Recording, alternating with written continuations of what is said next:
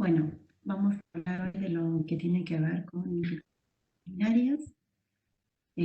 Recordemos que es de los cuadros muy frecuentes que suceden en la comunidad. Para ello es importante generar un repaso de cómo se componen las vías urinarias. Están compuestas por los riñones, los uréteres, la vejiga, la uretra y por la próstata en el varón. Hablamos de infección urinaria, que lo definamos como la existencia de gérmenes en la orina, puede ser como consecuencia de una afectación en cualquier parte de la vía urinaria. También es importante definir dos conceptos: lo que tiene que ver con la colonización, que es cuando hay una reproducción de los gérmenes, pero en un paciente asintomático, y la infección, que es cuando hay una reproducción de los agentes, pero que pueden generar un daño a nivel del epitelio y en consecuencia generar síntomas. Desde el punto de vista epidemiológico, hay que tener en cuenta diferentes factores. Por un lado, tener en cuenta que tanto en el primer año de vida tienen aproximadamente la misma frecuencia en el varón que en la mujer. Pero a partir de los 16 años aproximadamente, entre los 16 y los 35, aumenta francamente el predominio en las mujeres. De hecho, hay diferentes estadísticas que se han hecho, sobre todo en España, que lo que se plantea es que entre el 50 y el 60% de las mujeres van a haber tenido en algún momento de su vida un episodio de infección urinaria. En cuanto al predominio a nivel de los varones, este aumenta y se incrementa con la edad. Se considera que en los mayores de 60 años, por aumentar el cuadro de las patologías obstructivas como la hiperplasia prostática, aumentaría la incidencia de infecciones urinarias. ¿Qué otra cosa hay que decir? Cuanto a lo que tiene que ver con las infecciones nosocomiales o hospitalarias, aquí el 40% son causadas por cuadros de infección urinaria. En la población en general, la mayoría de estas infecciones van a ser generadas por bacilos gram negativos, de los cuales la Escherichia coli es la más frecuente, en más del 80% de los casos, pero hay otros agentes que también la pueden generar, como son Klebsiella, Enterobacter, Proteus y demás, como los más frecuentes. ¿Qué es lo que hay que tener en cuenta? Que para pensar en los diferentes agentes que afecten la vía urinaria, tenemos que tener como reparo si existen alteraciones a nivel de la vía urinaria o bien alteraciones a nivel de la inmunidad, si han sido pacientes que fueron o van a ser instrumentados, pacientes que hayan estado postrados por un largo tiempo, y tener en cuenta que en la mayoría de los casos de los pacientes que no tengan ninguna de estas características, el germen que va a estar predominantemente va a ser la Escherichia coli. Patogenia, tenemos que mencionar de qué manera colonizan o de qué manera van a afectar estos agentes bacterianos a la vía urinaria. Existen tres vías de contagio, o tres vías en realidad de infección o de ingreso del agente. Por un lado, la vía ascendente. La vía ascendente es la vía más frecuente, como se generan la mayor cantidad de las infecciones urinarias, que es a través de la flora del colon. La vía hematógena, que se considera que menos del 5% de las infecciones urinarias se van a generar por esta vía. Y por último, por vías exógenas, que ahora después vamos a ver de qué se trata. Cuando hablamos de cuadros de infecciones urinarias, también es importante mencionar cuáles son los factores de riesgo por los cuales se van a generar estas infecciones. Y en esto hay varias formas de dividirlo y de clasificarlos, algunas por edad, otras por sexo, otras por frecuencia del agente. En este esquema lo que mostramos es entre los 15 y los 50 años cuáles son los factores que predisponen, sobre todo lo que tiene que ver con el poscoito, las nuevas parejas sexuales en el último año, el uso de espermicidas, el uso de antibióticos anteriores, infecciones urinarias anteriores, antecedentes de infección urinaria en la infancia y aquellas mujeres que hayan tenido familiares de primer grado con cuadros de infección urinaria. En las mujeres entre los 50 y los 70 años, y ahí estamos interviniendo un poco lo que tenga que ver con la menopausia, planteamos la depresión estrógena, pero también los antecedentes de cirugía urogenital, episodios de incontinencia urinaria, cistocele, residuo postmiccional, alguna alteración que genere dificultades en la secreción y algún antecedente de infecciones urinarias previos al episodio de su menopausia. En este cuadro se enmarcan la diferencia entre los varones y las mujeres y cuáles son las causas o los factores de riesgo que favorecen el desarrollo de las infecciones urinarias, que tiene que ver un poco con lo que mencionamos, y tener en cuenta sobre todo en el adulto mayor que hay situaciones que pueden generar favorecer el desarrollo de estas infecciones urinarias, que también es importante que son situaciones en las cuales uno quizás no va a disponer de un interrogatorio que nos ayude a que con los antecedentes clínicos podamos definir el cuadro y porque las manifestaciones pueden ser totalmente distintas a la generalidad de los casos. Dentro de los mecanismos de defensa que tenemos en nuestro organismo, que nos ayudan a protegernos de estos cuadros de infección urinaria, básicamente hay dos que tienen un rol fundamental. Por un lado, lo que tiene que ver con el flujo de la orina y por el otro lado, con lo que tiene que ver con el epitelio. Dentro de los factores físicos que van a influir en el desarrollo de la prevención, está por un lado el flujo unidireccional de la orina, es decir, en aquellos pacientes que no presentan ninguna alteración anatómica, ninguna alteración en las presiones, se va a favorecer un arrastre, ¿sí?, como consecuencia de este flujo de orina. Y por otro lado, el rol fundamental que tienen el uroepitelio para la protección de estos cuadros. En cuanto a las características de la orina, los factores de defensa que influyen son el pH, que inhibe de alguna manera el crecimiento bacteriano, la presencia de los polimorfonucleares y la presencia de unas proteínas que tienen un rol fundamental evitando la adherencia, que son las proteínas Stanhope. ¿Qué es lo que van a generar? Bueno, por medio de su acción, lo que se va a hacer es inhibir la adherencia bacteriana al celular epitelio. También hay otros componentes como lo que tienen que ver con la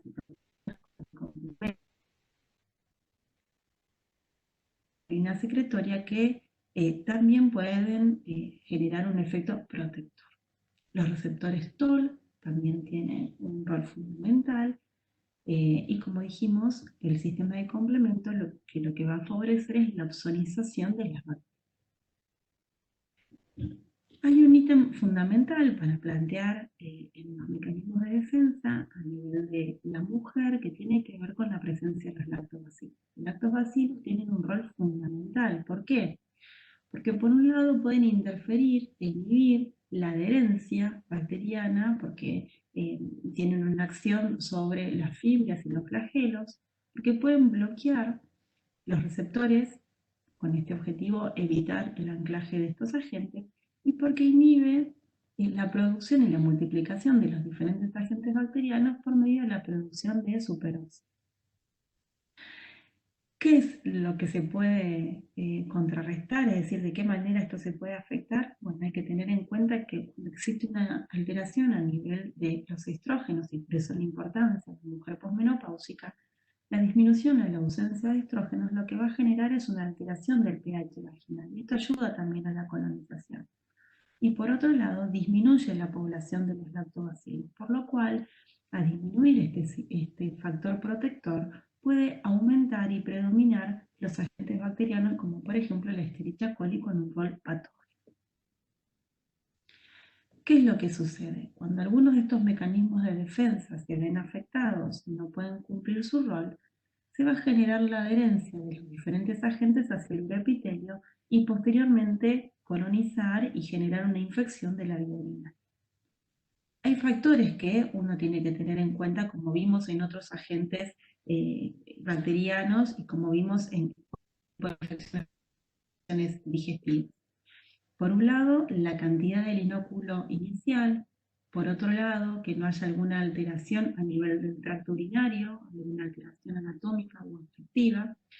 Y una tercera cosa que uno debería tener en cuenta son factores relacionados al huésped, como es los factores genéticos que pueden, en algún rol, favorecer el desarrollo de infecciones urinarias. Síntomas de las infecciones urinarias va a depender de a qué nivel de la vía urinaria se van a generar estas infecciones.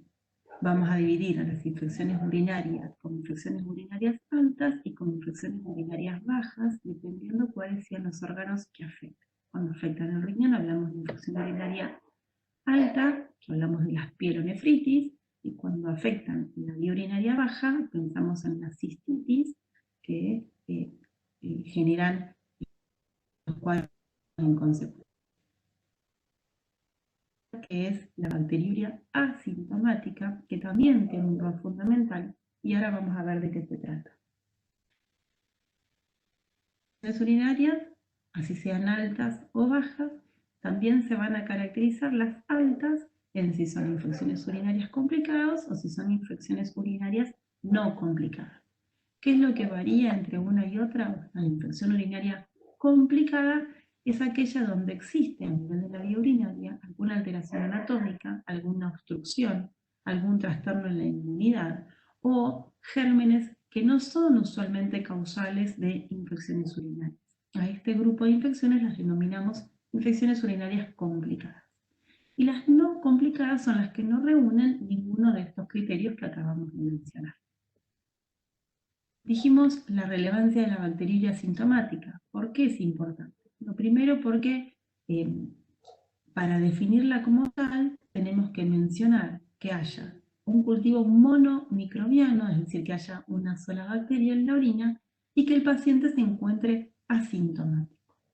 ¿De qué manera lo voy a definir? Para yo hablar de bacteriuria asintomática, tengo que hablar de 2 urocultivos positivos en una mujer o de un urocultivo en el varón con un recuento de colonias mayor de 10 a la 5, que pueden o no tener una alteración en el sedimento.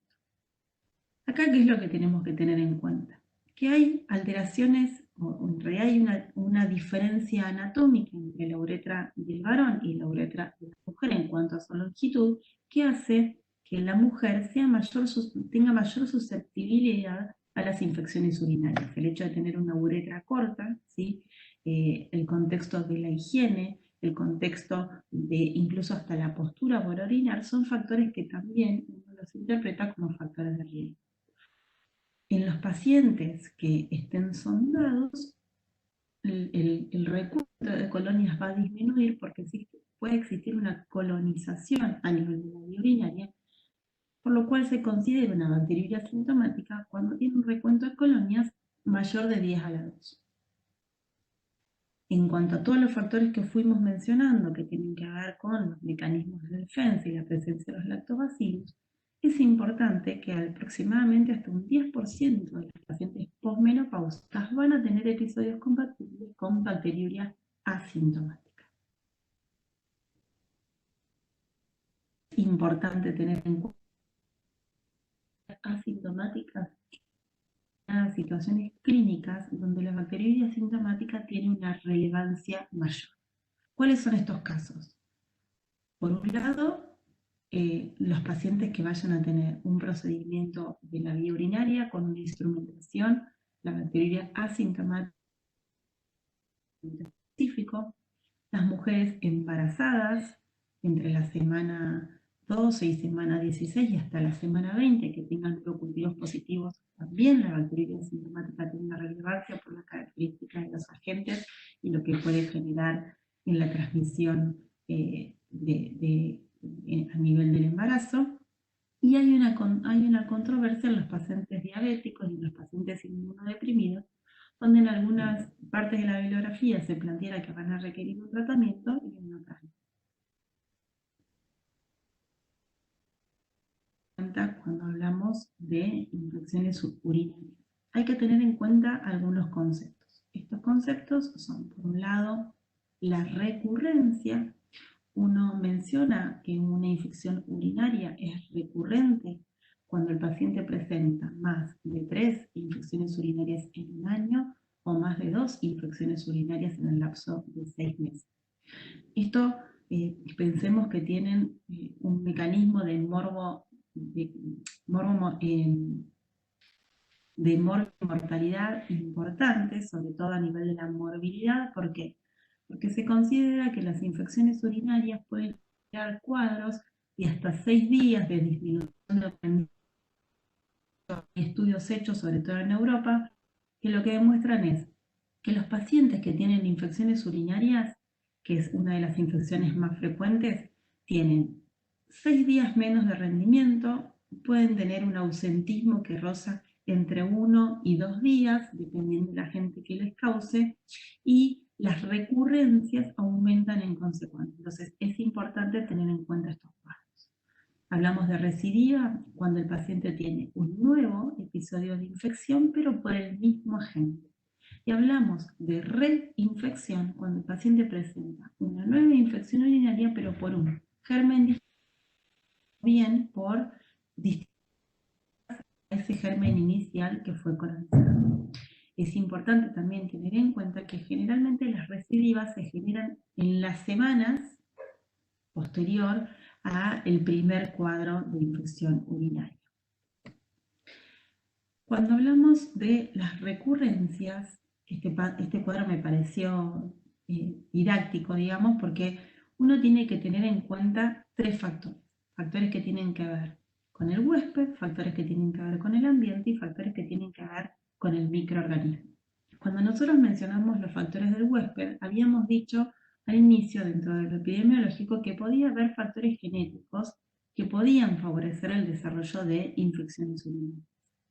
Dentro del anatómico habíamos planteado que haya alguna alteración anatómica o estructural, trastornos conductuales que tienen que ver con las condiciones de higiene, con las condiciones en las relaciones sexuales y cuestiones fisiológicas, como bien mencionamos, la menopausia.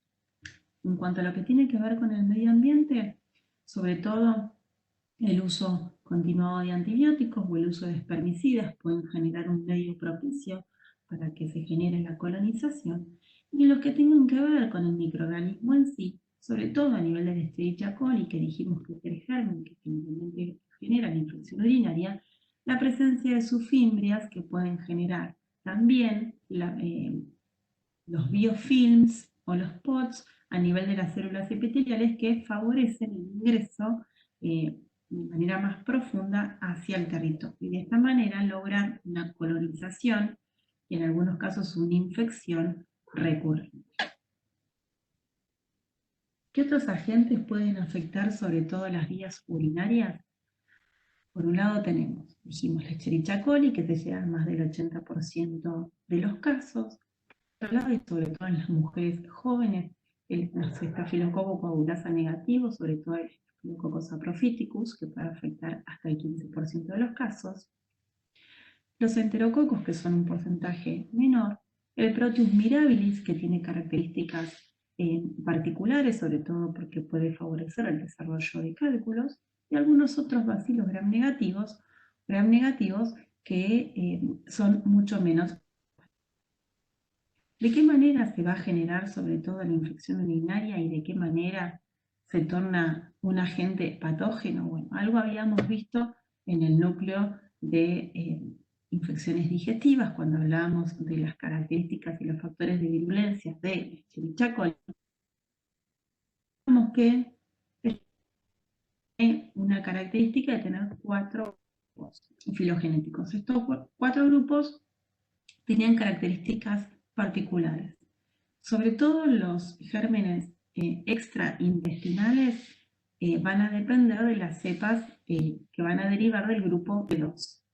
De estas, el 69% son las que van a generar los cuadros de cistitis y alrededor del 70% pueden llegar a generar cuadros de infección diseminada, como por ejemplo la sepsis.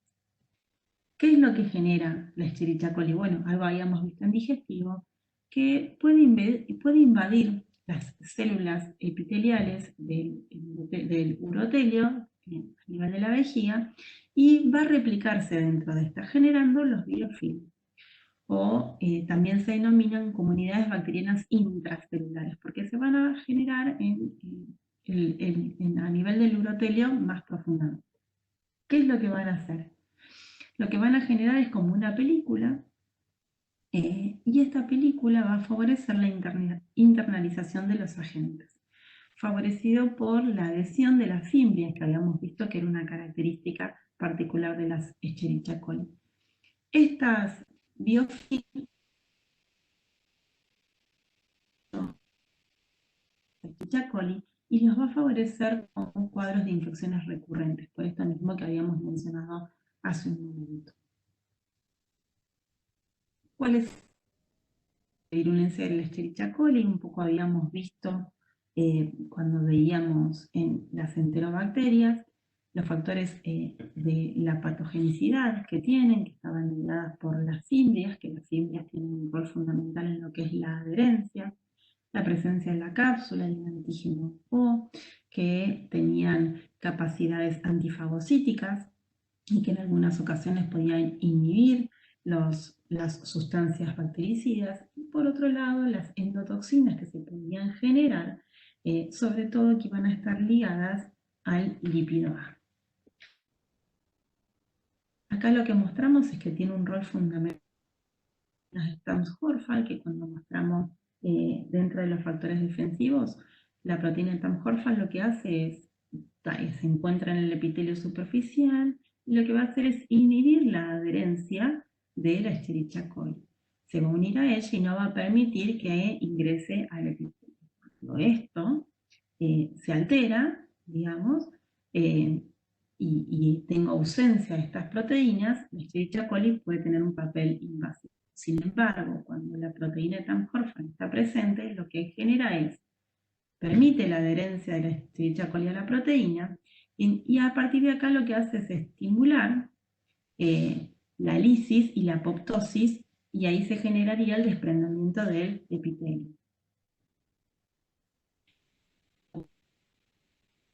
Los factores patogénicos mediados por Escherichia coli uropatógena, que es lo que veníamos mencionando, teniendo en cuenta las adhesinas, las toxinas, su factor siderófobo, las invasinas y los mecanismos del huésped.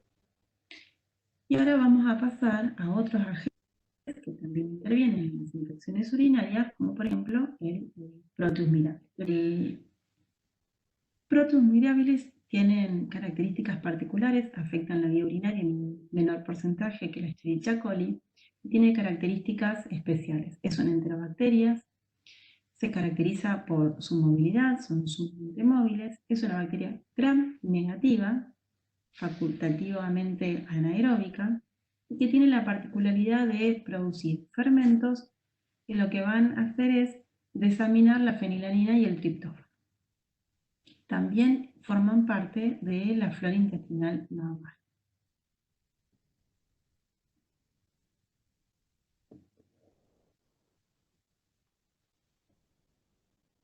¿De qué manera van a ejercer su acción patógena? Bueno, lo hacen a través de las fimbrias, que lo que van a favorecer es, tienen fimbrias y flagelos, favorecen la adherencia a nivel de desplazamiento. Los flagelos lo que van a permitir es que puedan ir en contra de la corriente y lograr de esta manera ascender hacia las estructuras renales, sobre todo a nivel del riñón o de los cálices.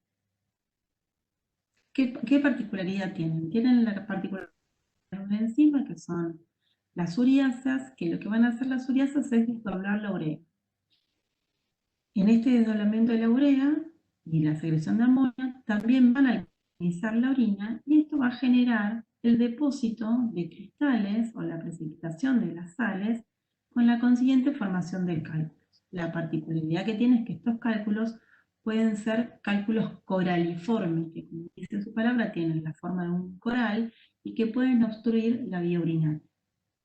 Es frecuente en los niños que no han sido circuncidados, porque se genera inicialmente una colonización del prepucio, en los ancianos y en los pacientes que tienen una sonda vesical permanente.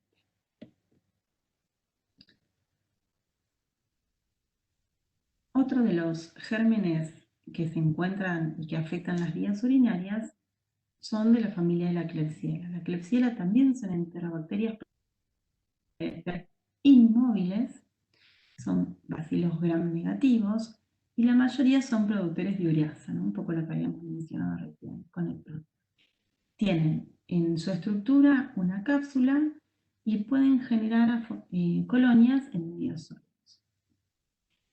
Algunas van a tener fimbrias. Las fimbrias tienen la particularidad no solo la adherencia, sino que en el género Klebsiella pueden generar lo que se denominan clebocinas, que tienen efectos de bacteriocinas.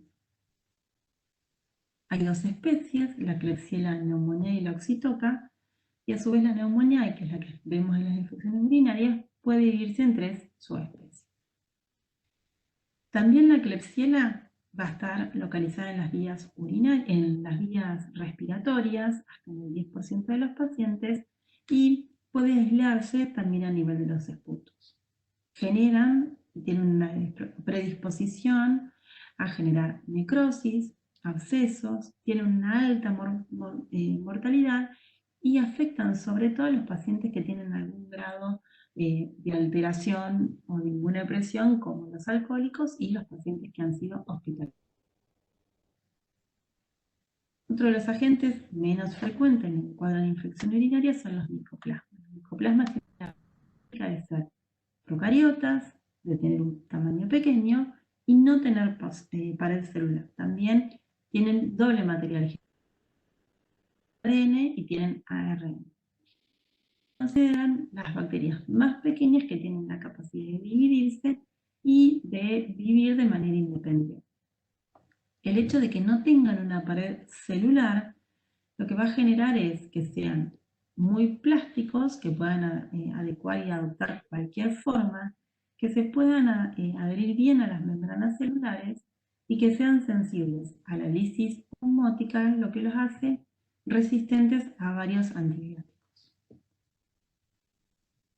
La característica del micoplasma también es que tiene necesidades nutritivas variadas y que su crecimiento se va a desarrollar en medios de cultivos enriquecidos.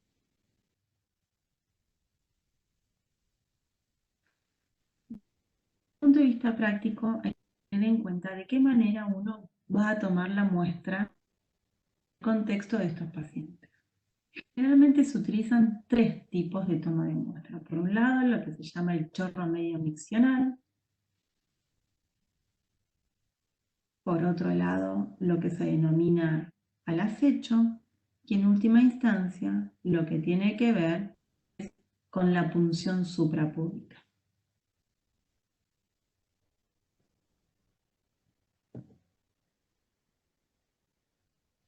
Es importante tener en cuenta en este sentido. Por un lado, que las técnicas en las cuales uno va a tomar la muestra, ninguna de ellas es estéril al 100%, excepto la punción suprapúbica. ¿Por qué? Porque se puede ver contaminada esa muestra con la flora uretral. Entonces, ¿por qué se utiliza, por ejemplo, la orina de micción media o el chorro medio? Porque uno descarta con el primer chorro la flora uretral, con el chorro del medio uno espera encontrar el contenido de la orina que viene de la vejiga. Tengamos en cuenta lo que dijimos al inicio, que tanto la orina como las vías urinarias, exceptando el trayecto uretral, eran estériles. También es importante tener en cuenta que la concentración de bacterias que existe a nivel de la vejiga es mayor por la mañana, ¿sí? Entonces eso también es importante a la hora de generar la toma de muestra. En utilizarse para el diagnóstico. Bueno, se utilizan básicamente lo que tiene que ver con el microscopio óptico, que lo que yo voy a tratar de evidenciar es la presencia de leucocitos y la tensión de Gram, y por otro lado lo que tiene que ver con el cultivo. Cuando la detección de los leucocitos o la búsqueda de la piuria, lo planteo como una prueba fundamental para el inicio y para el abordaje del paciente. ¿Cómo se puede abordar? Bueno, hay varios métodos. Se puede abordar por medio de la esclerasa leucocitaria, que tiene una sensibilidad muy alta, hasta el 90%. El recuento de los leucocitos que se consideran positivos cuando tengo más de 10 leucocitos. O bien en el examen microscópico del sedimento de orina, que se considera positivo cuando tengo más de 5 leucocitos por campo. Hay algunas situaciones particulares en las cuales puede no haber leucocituria. Y esto es importante para tener en cuenta. Esto se puede generar en el paciente que esté neutropénico o en el paciente que tiene una obstrucción urinaria. Otro factor importante de determinar es el pH de la orina, porque lo que va a generar una orina más alcalina es que los leucocitos se puedan desintegrar. Pero también es importante tener en cuenta que la ausencia de leucocituria o de piuria no descarta la presencia de infección urinaria. Otra de las técnicas que se utilizan es la detección de nitritos. Los nitritos se van a dar por la presencia de una enzima. Es una prueba específica, pero es poco sensible, es decir, positivo confirma, ¿sí? Pero la sensibilidad es mucho menor. Va a depender de factores que tienen que ver con el agente, que es con la concentración de los agentes en el medio, y por otro lado, con la cantidad de retención urinaria que haya tenido el paciente. La tinción de Gram nos sirve, como vimos ya en prácticos anteriores, la tinción de Gram nos sirve para definir si yo tengo un agente Gram positivo o Gram negativo, para poder iniciar el tratamiento hasta que yo tenga un resultado definitivo con el cultivo. Un diagnóstico de certeza, ahí planteo el urocultivo. El urocultivo idealmente se realiza con la primera orina de la mañana, pero en algunos casos se puede generar una muestra con una orina que haya permanecido al menos 4 horas en la vejiga. Planteamos que se recogía el chorro medio, a no ser que sea una orina al azar, generalmente es la que se utiliza en los niños, en los bebés. Y lo importante, más allá de la muestra en sí, es lo que sucede alrededor de la toma de muestra. Es decir, cómo se transporta la muestra hacia el laboratorio, en qué medios, de qué manera, cuánto tiempo pasa desde que se toma la muestra hasta que la muestra llegue al laboratorio. Esto es importante porque si uno deja esa muestra a temperatura ambiente, se considera que pasadas las 2 horas, la multiplicación de gérmenes que sucede puede dar un resultado equivocado. Por otro lado, si uno considera varias horas para poder llegar al laboratorio, la muestra se puede refrigerar en el área. Y esto va a durar hasta 24 horas. ¿Para qué me sirve a mí el cultivo urinario? Me sirve para generar y cuantificar cuántas bacterias existen por milímetro. Y esto se va a notificar como unidades formadoras de colonia. Hay mecanismos que se utilizan que es con asa calibrada, y los medios de cultivo que uno va a utilizar tenemos que tener en cuenta que sean y que permitan el crecimiento de la mayor cantidad de. Habíamos dicho al inicio que existía la entidad de bacteriuria asintomática, por lo cual es importante tener en cuenta que la sola presencia de bacterias en la orina no es un diagnóstico de infección urinaria, ¿sí? Es importante eso. Recordamos que cuando nosotros hablamos de infección del tracto urinario estamos hablando de un cuadro que genere síntomas, ¿sí? ¿Cómo hago el diagnóstico de certeza? Dijimos que lo hacía con el urocultivo y se considera un urocultivo positivo cuando tengo más de 10 a las 5 colonias que se estén multiplicando. Hay algunas situaciones particulares y depende de los agentes que uno sospeche, en las que uno puede solicitar lo que se llaman hemocultivos. El hemocultivo, que son los cultivos de sangre, pueden estar en algún porcentaje de pacientes. Hay que tener en cuenta que son pocos los pacientes que generalmente tienen bacteriemias, que es el pasaje de la bacteria a la sangre, que rozan alrededor del 20 a 30%, y que esto es más frecuente en aquellos pacientes ancianos, diabéticos, que tengan alguna alteración anatómica en la vía urinaria que sea obstructiva, o bien que tengan un cuadro clínico por más de 5 días y que no hayan sido resueltos. Los cuadros o los agentes que se pueden presentar a nivel de los hemocultivos pueden ser la Klebsiella o la Serratia. Una situación particular cobra en el paciente sondado. Lo planteamos como una situación aparte porque tiene características particulares. ¿Qué se genera en el paciente sondado? Primero hay que tener en cuenta que las infecciones nosocomiales más frecuentes están dadas por las infecciones urinarias, como dijimos al inicio, y sobre todo en las infecciones urinarias de pacientes sondados, que generan hasta el 40% de los casos. Si bien en este grupo de pacientes la Escherichia coli sigue teniendo un rol fundamental, también empiezan a aparecer otros agentes. Es importante recalcar que hasta el 30% de los pacientes que han tenido un sondaje pueden tener, ¿sí?, infecciones urinarias. Es decir, de los pacientes que se internan, hasta un 30% probablemente hayan sido sondados. Y de estos, hasta un 15% pueden presentar episodios de bacteriuria. Y del total, el 5% puede generar infecciones urinarias. Generalmente en los pacientes sondados se presentan infecciones urinarias por una flora polimicrobiana, pero genera mayor relevancia en estos pacientes otros agentes distintos a la Escherichia coli, como lo son la Pseudomonas aeruginosa, Klebsiella pneumoniae y los agentes gram positivos, como el Enterococcus fecalis, y algunas levaduras, como lo son las cándidas.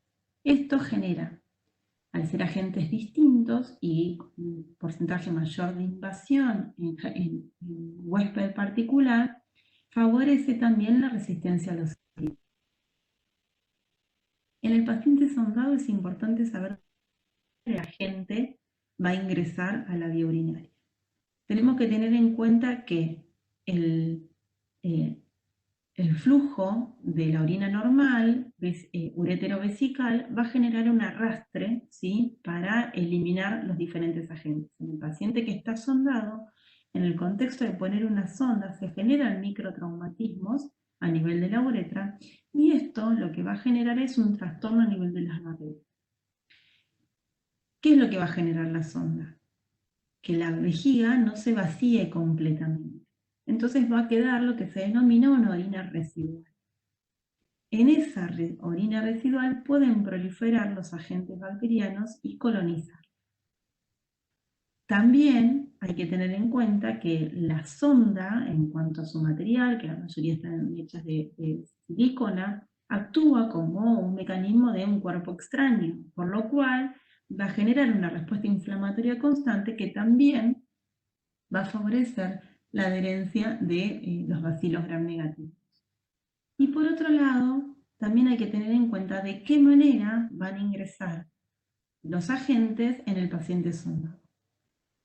La primera y una de las más frecuentes es al momento de colocar el catéter. Dijimos que se podían generar microtraumatismos a nivel de la uretra y en consecuencia ingresar el agente. Por vía intraluminal, es decir, por la luz del catéter, y esto tiene que ver también con el manejo de la sonda, de la bolsa de descarga, que sea un sistema cerrado o un sistema abierto, que puede favorecer la colonización, o bien por la vía extraluminal, que es a través de la película que se genera entre la sonda y el meato urinario. Esto es mucho más frecuente en las mujeres.